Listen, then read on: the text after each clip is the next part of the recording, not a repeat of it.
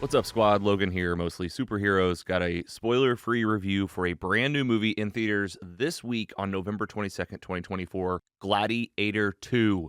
Denzel Washington, Pedro Pascal.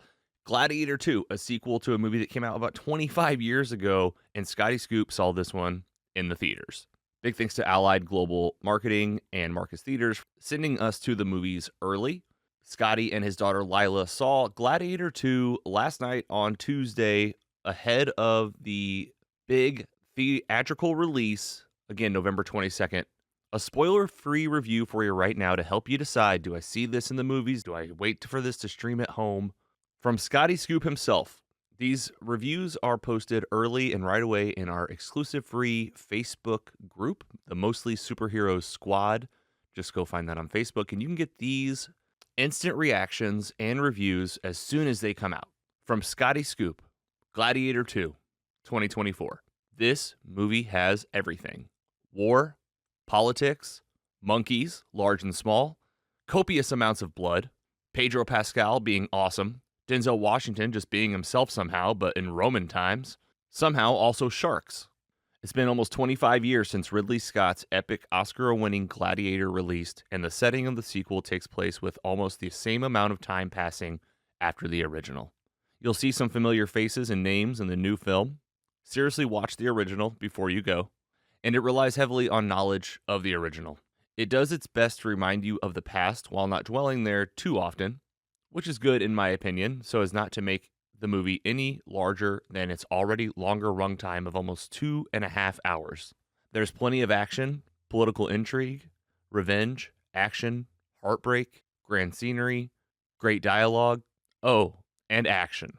Lots of action. Rome has gone a bit downhill since the first film, and you can tell as the people are tired, angry, on edge due to constant war. The city looks dirty, the formerly shining white Colosseum is drab, brown, pillars are chipped and broken. We have new emperors. That's right, two. They care nothing for the people. They care for war and being conquerors. Pedro Pascal, while not the main star of this film, does the most with what he has. The great Denzel did exactly what he always does, brings a great performance, but it's hard to watch him in a period piece as he never really brings anything more than himself to the role. It just feels like Denzel in a robe in Rome. While I greatly enjoyed this film, it didn't quite have the magic of the original for me. It may have just come down to the lead, Paul Mescal. While he did a great job, I never got that raw emotional connection to his character like I did for Russell Crowe. Now for the real star of this film, the violence. This is Gladiator 2. And when it comes to gladiating, yeah, that's a word I just made up, this movie definitely ups the ante from the first. There was plenty of war and pit fighting to keep the crowd entertained. Whenever they had to use CGI in some spots, it was unnoticeable. The stunt work was great. The fights in the pits reached a level even I wasn't expecting for this movie. They really did go all in with their reported $250 million budget, and I say money well spent. Thinking back through the year, I'm not sure I've seen a better action movie in 2024. My rating, 3.6 out of a 4.0. Completely worth going to see in theater. I saw it in IMAX, which is where it deserves to be seen. Lyla gave the film a perfect 4 out of 4. Despite not seeing the first, she did watch a spoiler-filled breakdown of the first to prepare for 2. She could find no flaws in this film. To quote Maximus Decimus Meridius, "What we do in life echoes in eternity." And to quote Scotty Scoop, go see this movie in IMAX ASAP. Thanks, Scotty. Thanks, Lyla. Glad you had fun at Gladiator 2. Thank you, listener and follower, for tuning into this episode of Mostly Superheroes and getting your early reviews ahead of the movie releases. Thanks again to Allied Global Marketing and Marcus Theaters for getting us to the movies. Let us know if you're going to be seeing Gladiator 2.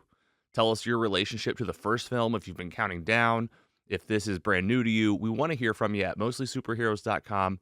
Search Mostly Superheroes in your podcast app on Instagram, Facebook, and pretty much anywhere online.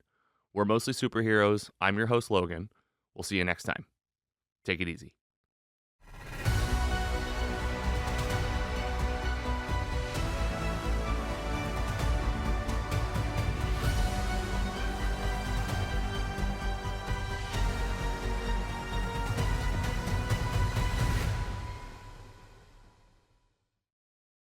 Mostly Superheroes is proud to be funded in part by our sponsors. Mostly Superheroes is funded in part by paying patrons who receive early, ad-free, and exclusive episodes. Subscribe at mostlysuperheroes.com/support.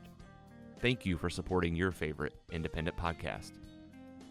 Mostly Superheroes is an independent podcast owned and operated by Carrogan Ventures in St. Louis, Missouri.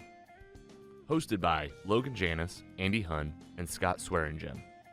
Brand and creative by Carrie Clark Design. Music by Audionautics. Learn more at audionautics.com. Find more at mostlysuperheroes.com.